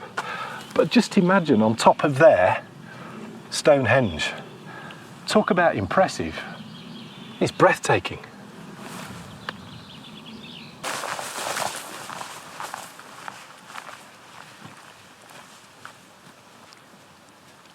This is quite the climb, but the view is going to be spectacular, and it's just wonderful to think all across this land here, all across where we're walking now, people have been coming for thousands of years, from Neolithic man right the way through to me today, and you. Thank goodness you're with me, and the view, we're cresting over the top now.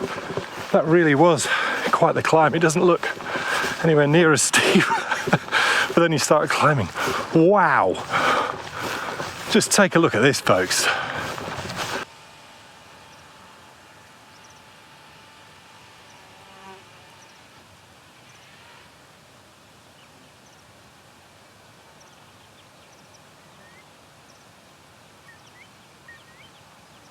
But now it's time to start making our way back down this. Now this does look steep now.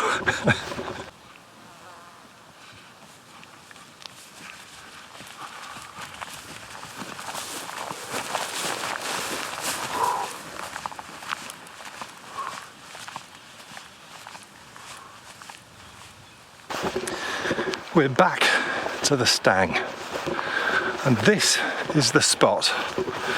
It's really what drew us to this walk. I found it on, there's a website, was it a website or page? I can't remember where it was, but basically anything that is a scheduled ancient monument is on this particular website, and it's where I found the Cup and Ring Neolithic rock art, which is, it's seen as a nationally important site.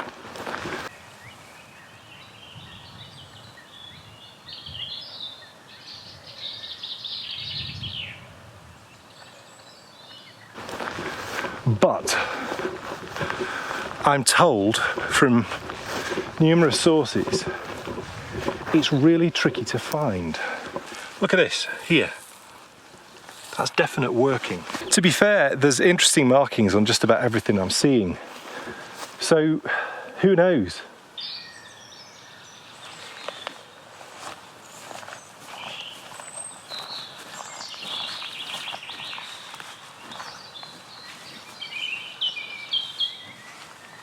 I'm sorry I couldn't find the actual scheduled monument, guys.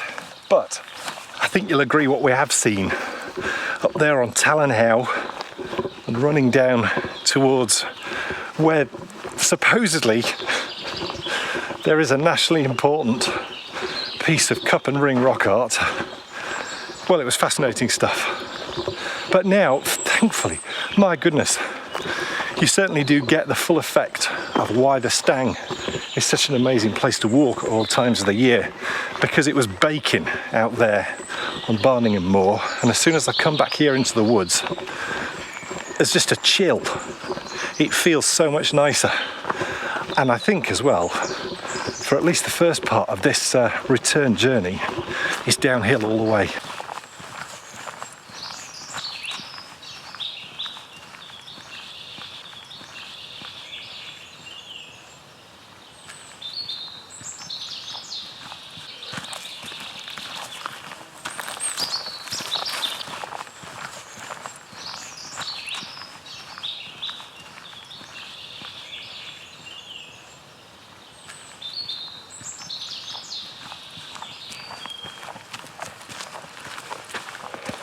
One of the things that I absolutely love about this walk is scattered along the way, and here's one of them now actually, are the most gorgeous gills, they're called, and that sort of sound of running water it's unbelievably calming, but also on a warm day like today, it sort of makes you feel slightly cool.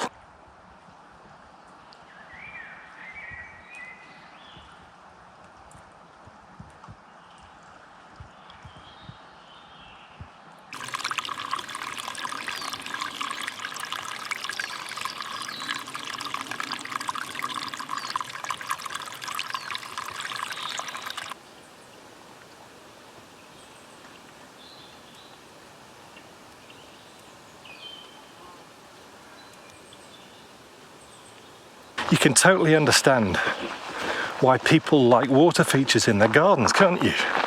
It must have been something that we've enjoyed since Neolithic man. That sound of water is just, it's calming and lovely and cools you off.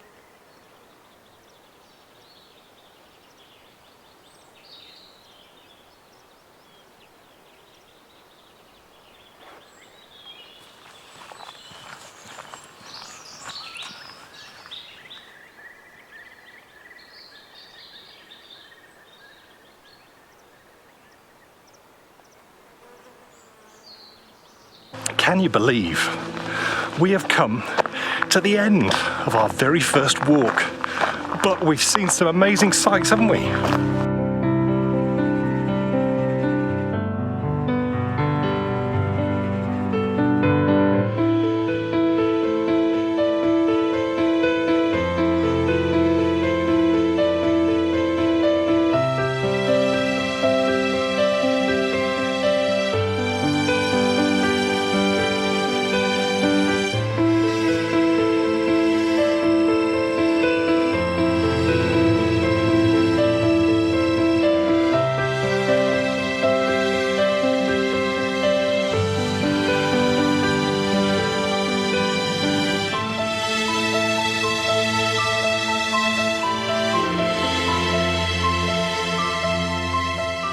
We've made it. Oh yes, I can see the car, it's up in the distance. It may have been a hot and sticky day, but what an adventure we've had, and I've learnt so much about a part of the world which I thought I already knew so much about. Arkengarthdale has got so many hidden secrets, you know, just waiting there to be discovered, and it's one of the reasons why I love getting out of the car, getting on foot and going for a lovely walk. So the best part is we get to do all this again next time in a brand new location. So thank you so much for watching, and I'll see you soon when we will once again be walking the Dales.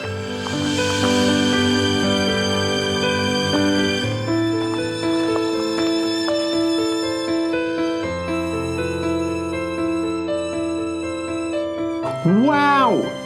What a wonderful adventure. Oh, I hope you liked it. I Yes. really hope you liked it. Let us know if you liked it. That would be great. And folks, like I said at the end of the show there, the best part is we get to do it all again on the next walk. And I've got some of the most amazing walks lined up. One in particular, I'm considering it being the next one. I've got a couple already all planned out, but this, I just looked and suddenly thought that because it's got some of the most striking and gorgeous views ever. So I think I know where we're going next time. But that's the other great thing about this is the amount of potential is insane, and that's one of the hard parts of it. It's going, right, okay, where should we go next? Because there's so many places you could go. Absolutely. Because it is, the Yorkshire Dales is just gorgeous. I love the Yorkshire Dales. There's just something. Yeah, it's a place I've visited since, gosh, I was Me too. very young, really.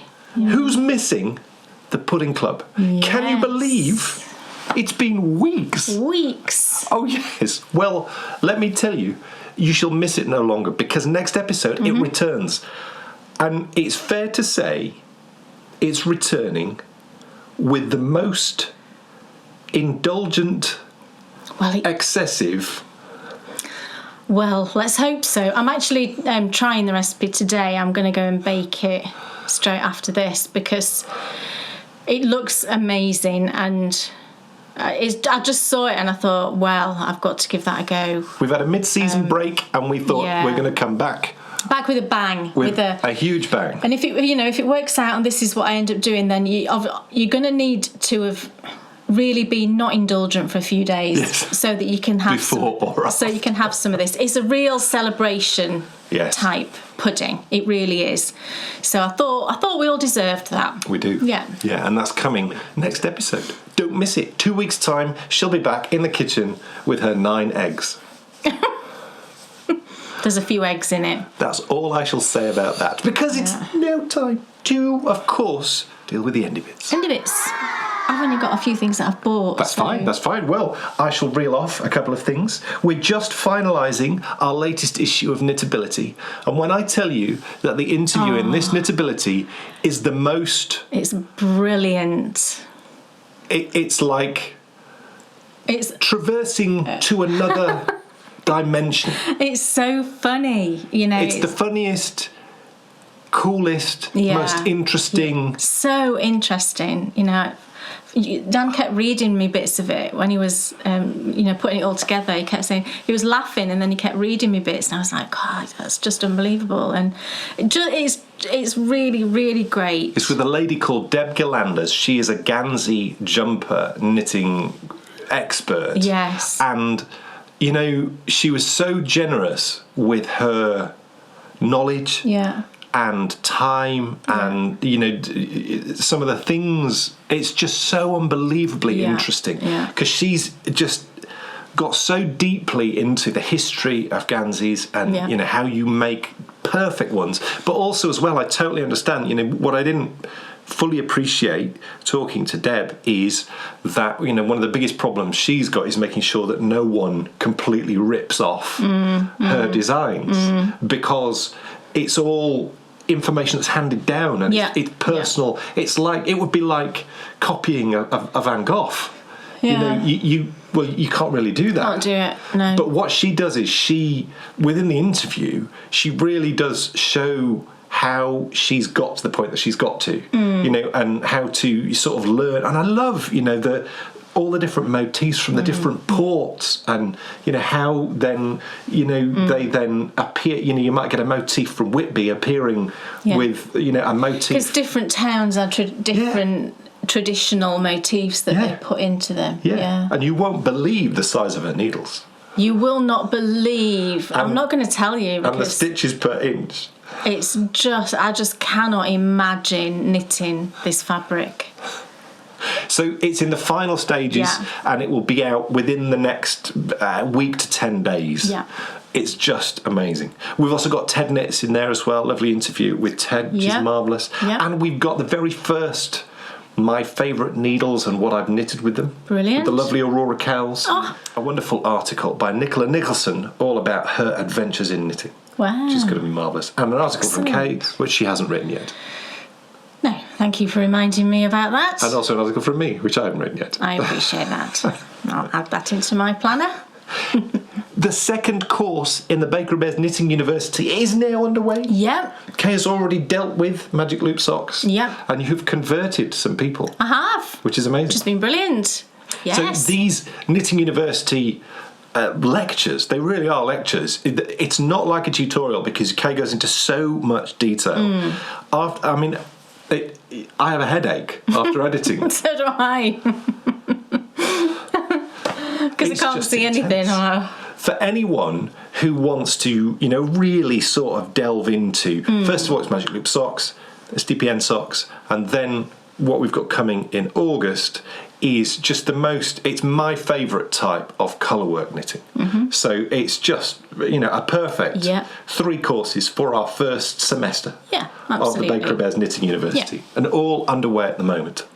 You bought some things. I've got a couple of things. I have. Now, I was very kindly given a gift voucher for a yarn shop, and it was a yarn shop I'd not heard of before, which is just amazing. Are they pandas? No, they're not pandas. They're ferrets. Oh. The gift voucher was for a shop, a UK shop, and it's called Rusty Ferret. A lot of you out there might know it. Look at the ball bands. Oh my goodness, how cute are they? Like little superhero ferrets they look like, don't they? Just so cute. So it's rustyferret.co.uk. You can see there. And I picked up 2 skeins with my gift voucher, it was just such a lovely surprise. I was so thrilled, and I went on straight away. I was like, oh, I'm going to have a look at what I can spend that on. And I got 2 skeins of sock yarn, a gorgeous pink and then a lovely speckled. So I got these 2, which actually would go really well together, I think. Yeah. So that's a possibility. So the pink one is called Meta, M-E-T-A. I'm not sure what that reference is. And it's the 75-25 sock yarn, which she calls Doll, D-O-L-L. And then the second skein I got was Enigma, and this is a gorgeous speckled yarn.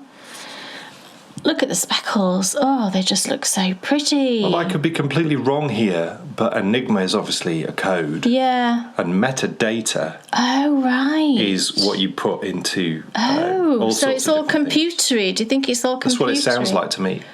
The speckles just look lovely. So I can't wait to give these a go. And my inclination is always to make socks whenever I get a sock yarn, but they would look lovely together, wouldn't they, in something? So, Socks with contrast heels and toes. Well, yeah, but you wouldn't use very much, would you, of the contrast? It seems a bit of a waste, You wouldn't, really. but just imagine socks knitted in that with contrast. I know, yeah, it would be lovely, You wouldn't could it? do cuffed heels and toes. Yeah, it is lovely. I mean, it looks like lovely yarn, so Yeah. I'm absolutely thrilled with it. So I will let you know when I cast something on with these. Or What? one sock. In one and one in the other. Yeah, maybe. But then do... The opposites with Yes. the heels. Oh my God, I'm getting so excited about this. Maybe I'll do that, because that would be really pretty, wouldn't it? But yeah, that's a lovely idea. I might do that. So gorgeous. And then I received some yarn that I pre-ordered. Did you remember you pre-ordered it? I did remember. not like It's not like me, no. What's this? But I didn't order anything. no, I know, but I was kind of waiting Oh, for yeah, this I did. because I was keen to get. But this was a limited edition colour that was dyed up by Sarah at Stripy Cat Yarns. I've used her yarn before. I used her yarn in my umbrella socks, if you remember. And this colourway, she put up a post on Instagram and she was dyeing up this colourway, and there was only going to be 20 skeins. It was a limited edition. I was like, oh, I really love that, and I love the name, and I really want to get that. So I was straight on there when she put the yarn up, and I got one. I was really thrilled. So the colourway is a self-striping, and it's called Happily Ever After. Yes, it is. It's called Happily Ever After. Brackets K. Brackets K. How lovely is that? Because I was 2 of 20, look. I was the second person to get a skein, and it's got my name on. I love that. I'd like all skeins of yarn to have my name on. So you get 100 grams of the self-striping and then 20 grams of the contrast. And I just love the colours in this. It makes me think of Beauty and the Beast. Does it anybody else? Mm. Dancing together. Yeah. You can see his jacket and her dress. Isn't it gorgeous? You can see the dance floor. There's like a sea green and then a blue and a gold and a sort of natural colour, and then that peach that you've got for the mini. It's so pretty. I love it. So I've got plans for this. So, obviously I'll let you know when I get to those. But I just love it. It's such a beautiful colour. And Sarah's yarn's lovely. I've used it before, as you know, and it's really lovely. I love the stripes. She just put up a post on Instagram, actually, about one that's going up on the 11th, I think. Is that tomorrow? On the 11th. And it's another limited edition, and I think it was called Mischief Managed. I might try and get one of those as well for Bryony, some socks for Bryony. So, love that. Ladies and gentlemen, that's it. I sincerely hope you've enjoyed the show today. I really hope you've enjoyed it. What I hope is, we've spoken before about how in our sort of Bakery Bear Productions experiences, whenever times have been hardest, historically it's been when I've had operations or I've been in hospital, great creativity has flowed from there. This is a slightly different situation, isn't it? Because the world has been, and it, still is, in sort of a real stressful situation. Well, directly from that stressful situation has flowed Walking the Dales, and I really believe, I just feel like it's our thing. Yeah, and I really hope it gives you just, a little bit of just relaxation in, you know, the time that we're in at the moment. It certainly, that's what it did for me, you know, when I watched it back, you know, I put my headphones on and I just focused on it and I just watched it, and I just loved it. And I said to you straight after, I didn't say anything. Dan was like sat, you know, I think you were kind of waiting to hear what I thought, and he was like this, and I didn't say anything to you to the end, and I didn't quite know what to say, to be honest, because I just didn't know. I didn't know how to word it to say how I felt about it, because yeah, you know, I had the idea for it, but I've not created it, you know, you've created it, and it's you that's brought that idea to life. And that's just an amazing thing, to have something in your mind and you think, oh, wouldn't it be wonderful to do that, and then to have it in front of you to watch. And that's the reason why I felt the most pressure, because what I didn't want to do, and I didn't want you to feel pressure. What I didn't want to do was, I didn't want something you'd be like, oh, it was so close. Well, no, you know, I didn't think that at all. I know you didn't. And I'm always honest. So you know, I'm always honest. That's the one thing. I'm all, you know. We are with each other. We always have been. Yeah. And it's the. It's the only way to be. There's no point in not being honest. It's like the building block which we built our whole relationship on. Yeah. And I'm so grateful for that. So I know, like when I show her a project, you know, she doesn't go, oh yeah, it's great, if she thinks, well, look, there's a loose stitch all over the place. I want to know, because I want to be the best I can be. So I knew when you said, you know, that you thought it was great. So I really hope you guys think it's great, because we've loved putting that show together, and we'll be bringing you 6 more of those lovely shows over the course of the rest of this year. And don't you panic, all that work we've put into New Adventures is coming. It's just going to come a little bit later than expected. Folks, thank you so much for watching. Thanks, everybody. We will see you in 2 weeks. Happy knitting. Oh yes, 2 weeks time. Prepare yourself for the cake of all cakes. We'll see you then. Thanks so much, folks. Bye.